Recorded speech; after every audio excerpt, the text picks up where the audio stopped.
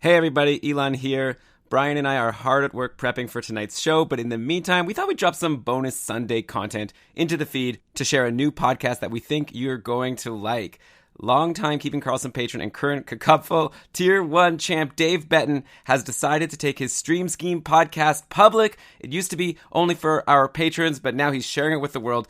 Every Sunday, Dave takes a look at next week's schedule to recommend which players you should add to maximize your chances of winning in the coming week. If you're in a head-to-head league, then info like this is crucial. You don't want to add a player who's not even going to get into your lineup. You want to add someone with a good schedule who's playing a lot of games. It's a really fun show. Hope you like the sneak peek of Dave Betten's Stream Scheme. If you want to get Dave's streaming advice every week, you could just subscribe, search for Stream Scheme in iTunes or Spotify or whatever. You could go to keepingkarlsson.com/stream scheme to go to the official website, get more info. So yeah, hope you enjoy this bonus content, and we will be dropping our regular Keeping Karlsson episode for you in about 12 hours. Bye!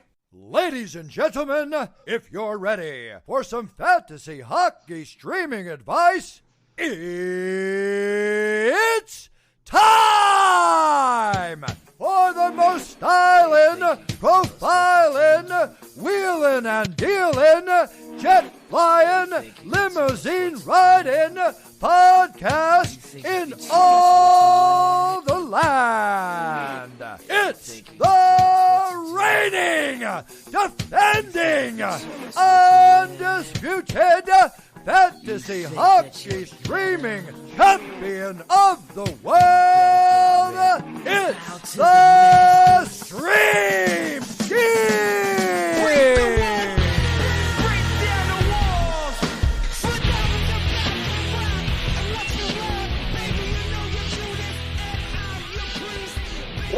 And gentlemen, welcome back once again to the greatest fantasy hockey podcast that focuses on streaming players for the upcoming week. It's the Stream Scheme. We won't be talking about your superstars like your Bo Horvats or your Roman Yossis here. No sirree, Bob. Here we get down to the nitty gritty, the dark depths of fantasy hockey that those other podcasts, they're too scared to touch. I am super excited for you to be listening this week because this week is probably the best week for streaming so far this year. It's not a perfect week for streaming, as you'll see, but there are some really good schedules we can exploit if you know how to play them. So if this is your first time listening, you picked a good week to start.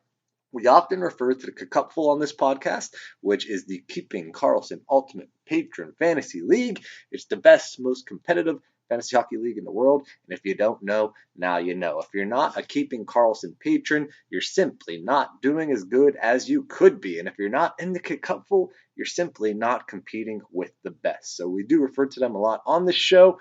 Real quick, we're going to review how I did last week in case anyone else forgot.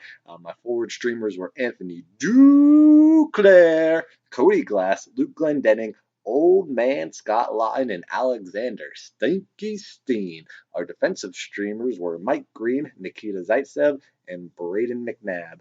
Our shallow league streamer of the week was Ilya Mikhaev, and our ludicrous streamer was Jean-Gabriel Pajot. Anthony Duclair, our boy, came through for us 3 points in 3 games with 12 shots, 7 hits, 3 blocks over that time. Absolutely crushed it for us. Cody Glass did a big old glass of absolutely nothing, although everyone on the Golden Knights kind of struggled this week. Might be the first time I can remember that Vegas really went through a rough patch like this, but I suppose it was bound to happen sooner or later. Luke Glendening had a decent game where he had 3 shots and 3 hits, but then he got injured, so that one doesn't count. Scott Lawton, Old Man Scott Lawton, was surprisingly killing it for us last week. He actually had 2 points in 2 games, but then he got injured as well. Bad week for injuries. Alexander Steen, 1 point in 3 games, not terrible. Plus, he also plays today on Sunday, so good chance he brings home 2 points for us this week. Mike Green and Nikita Zaitsev, I'm going to kind of put them together because it's the same thing for both of them. I jinxed the crap out of them because they had their worst weeks of the year this past week after I picked them. Big swing and a miss there on both of them, but I regret nothing. The process was correct. Braden McNabb also did absolutely nothing, but that was kind of a home run shot. Shallow League Streamer of the Week, Ilya Mikhaev, great play. 3 points in 4 games. And Jean-Gabriel Pajot, he had 1 point in 3 games, but also plays today as well. All in all, pretty good week as always. There's some hits, there's some misses. The injury bug really hurt us this week, as did Vegas deciding to stop scoring goals. But I digress. All right, let's get right into it. These picks are for the week, starting with Monday, October 28th, 2019. First, we're going to take a look at which teams have the best schedule for this upcoming week. As I mentioned, it's a great week for streaming. That's right. It's a beautiful week for streaming skaters. A beautiful week for streaming skaters. Would you be mine? Could you be mine? We've got 4 teams playing on Monday, 18 teams playing on Tuesday, 12 teams playing on Wednesday, just 4 teams playing on Thursday, weirdly, 16 teams playing on Friday, and a whopping 28 teams playing on Saturday, with just 4 playing on that last day of Sunday. So weeks like this is why I don't necessarily take a ton of stock in those off day count schedules when people are looking how many off days are like someone plays over the course of a season. Off days are dependent on the week in which they occur. So when, like this week, Thursday is typically a busy day with lots of games, for some reason the NHL doesn't want to have to compete with people trick-or-treating on Halloween, I suppose, because only 4 games this Thursday, which is bonkers. And Saturday, obviously, is a huge avoid, if at all possible, since every team but 3 are playing on that day. So we've got a couple interesting strategies to hunt for this week. The best scheduled week belongs to the Vancouver Canucks because even though they do play on Saturday, they also play 3 times before then as well, playing on Monday, Wednesday, and Friday to be one of the 2 teams that play 4 times this week. After that, we've got a few other teams with schedules that we like this week. The first one after that is the Anaheim Ducks, who play on Tuesday, Friday, and Sunday, avoiding that Saturday. I also really like Tampa Bay's schedule this week. The Lightning play 3 times this week, but just in 4 days, as they play on Tuesday, Wednesday, and Friday. So you could also pick someone else up for a Saturday or Sunday game if you needed to. The Washington Capitals have a pretty good schedule. They play on Tuesday, Friday, and Sunday, avoiding that Saturday game as well. And lastly, the Calgary Flames have a decent schedule this week. Even though they play on Saturday, they also play 3 other times this week on Tuesday, Friday, and Sunday to be the only other team other than Vancouver who plays 4 times total this week. So definitely a weird week. We can take advantage of it if we play it right. Don't get too bummed out if your team only plays twice this week. There's 7 other teams that only played twice, and Ottawa only plays once this week, and that's on Saturday. The super busy days. So drop all of your Senators pretty much except for Shabbat. Can't drop him, of course. He's the best player of all time in space. All right, let's get right into it. First up, let's just get it out of the way. We're picking up JT Comfort of the Colorado Avalanche. This one is really easy, but it had to be said here. Otherwise, I'd be doing a disservice to you, the loyal Stream Scheme listener, who might not be up on all the latest news. Rantanen is out for a few weeks at a minimum. I'm going to go ahead and say 5 weeks. And in the actual game that he got injured, mind you, not a practice line, not a projection from a beat writer, but in the actual game that Rantanen was injured, it was friend of the podcast, Jonas Donskoy, who filled in on that sweet, sweet top line in Colorado. So I blew my fab on him and picked him up. Fab, of course, being free agent acquisition budget. For those that don't know, you get $100 for a season. And then all of a sudden, JT Comfort, that little freaking rat, sneaks in and steals the top spot right from him. And I was fab shamed, to be quite honest with you. And just real quick, let's not fab shame people. Anytime anyone asks, hey, did I spend too much fab on this guy? I say absolutely not. The market value on any free agent that you spend money on is what you spend on them. And so if you thought you had to spend a certain amount to get a player, and you got him, then you didn't overspend. You did what you thought was best. Whether you spend $3 or 15 is pretty irrelevant for the most part. The best time of year is to spend early in the season when guys you can pick up can provide the most season-long value. Spend what you need to on guys early in the season. The only time you're going to spend more than like $5 on someone past November is if like a goalie has a season-ending injury, and someone will probably bid like $80 on him. Having pride that you hold on to your fab like you're saving up for fantasy hockey retirement is one of the stupidest things that happens. And as you can tell, it grinds my gears to no end. Okay, so point being, friends don't let friends fab shame. We want to build each other up, not tear each other down. And pick up JT Comfort obviously, as well. If he's going to steal our boy Jonas's sweet, sweet deployment, the very least we can do is pick him up, so it'll either jinx him or we'll reap the benefits. Comfort is still only owned in 7% of leagues, so he should be available pretty much everywhere. Up next is the other guy that I blew my fab on this week and was also fab shamed for, but this guy is on his way to helping me have the last laugh on this one, and that man is Andre Palat of the Tampa Bay Lightning. The Bolts have been mixing up their lines recently, and I noticed after Wednesday night's game where he was competing against my Pittsburgh Penguins that he happened to be getting that primo deploymento. So I wandered over to the waiver wire, and lo and behold, he was still available. I put in a respectable $7 bid, a cheap price to pay for someone who is playing even strength with Nikita Kucherov and Braden Point, and also top power play time, mind you, with Kucherov, Stamkos, Hedman. He had 20 minutes of ice time in his last two games and picked up a point in his last game as well. Palat is our run, don't walk, pickup of the week. Not only does Palat have primo deploymento, tons of ice time, guess what? He's also got a great schedule this week. Tampa is one of only two teams this week that played 3 times before Saturday. And this is the Stream Scheme Elite Podcast. So-called other experts might just look and see that, oh, Tampa plays 3 times and overlook them.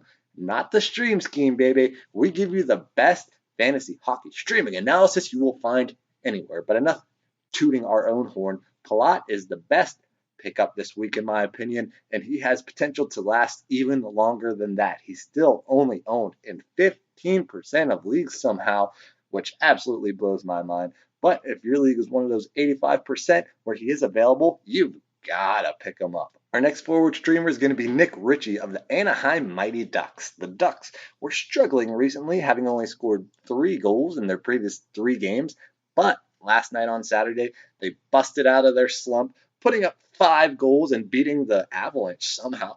The fix might have been in on that game, but the fix is definitely in on Nick Ritchie this week. Ritchie has 2 points in his last 2 games, and in their last 4 games, Nick Ritchie has 13 shots, which is good for second on the team, behind only Getzlaf for the team lead. Speaking of Getzlaf, Nick Ritchie is also playing alongside him on not only just even strength, but on the power play as well, surprisingly. So you love to see that. We also love to see that the Ducks have a sweet schedule this week. They're one of only 3 teams that don't play on Saturday this week, so you shouldn't have any problem fitting Ritchie in any of your lineups.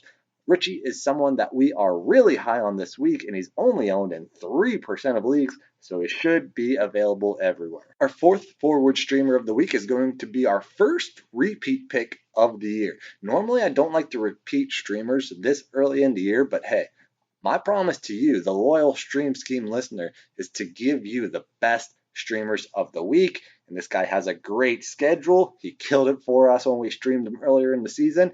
He's been killing it recently. And somehow, he's still available on the waiver wire in the tier 1 of the Cupful. So I can't not pick this guy up. It's our early candidate for Streamer of the Year. If you can guess who it is, kudos to you. It's our boy, Lars Eller. How in the living heck is Lars Eller still available? He's got 5 points in his last 4 games. That is not a misprint, people. 5 points in his last 4 games over the last 7 days. Can you guess where he ranks in terms of cupful points out of all players across the league? 12th. Absolutely bonkers. He should be owned everywhere, especially for this week. Washington is only one of the 3 teams that does not play on Saturday this week, so you won't have to bench him for any of the games that he plays in. This one is an absolute no-brainer streamer. He's only owned in 13% of leagues, so he should be pretty widely available. And as I mentioned, he's also available in Tier 1 of the Cupful, the best league in the world, which, hey, I'll take part of the blame for because I am a member of that division. But even though my team is horrible and will probably be relegated, I digress. Pick up Lars Eller this week. He's our first repeat pick of the year, but with good reason. He's an early contender for Streamer of the Year. Our last forward streamer of the week is going to be Jake Vertanen of the Vancouver Canucks. He's someone who could qualify as a ludicrous streamer if I wanted to, and perhaps with good reason. His last game, Vertanen only had 9 minutes of ice time, and he hasn't got more than 14 minutes of ice time this whole season so far. But we're all about building up on the stream scheme, not tearing down. That's the theme for this week. Even though he's not getting a ton of ice time, in that time, Vertanen did manage to get a goal in each of his last 2 games. Not to mention, he's also playing with aforementioned superstar Bo Horvat at even strength. So you love to see that. I'd consider it Vancouver's second line if Horvat's on there. And of course, I had to have a Canuck as a streamer this week because, as I mentioned, they have the best streaming schedule of the week, playing 4 times on Monday, Wednesday, Friday, and Saturday. So hopefully Jake Vertanen can get us 2 points this week. Hey, if old man Scott Lawton can get us 2 points in a week where he even got injured, I have faith that Jake Vertanen can do the exact same. Moving on to some defensive streamers, and hey, speaking of injuries, do you guys smell that? Ah, yes, I recognize that scent.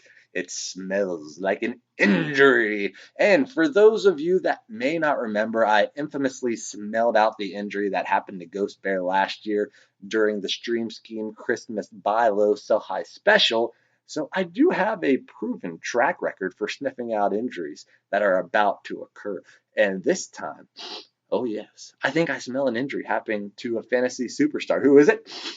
Oh, I'm sorry to say, it is John Karlsson of the Washington Capitals. I know, to you Karlsson owners, I apologize, but at least I'm letting you know before it happens, and you can pick up the beneficiary to this unfortunate happenstance.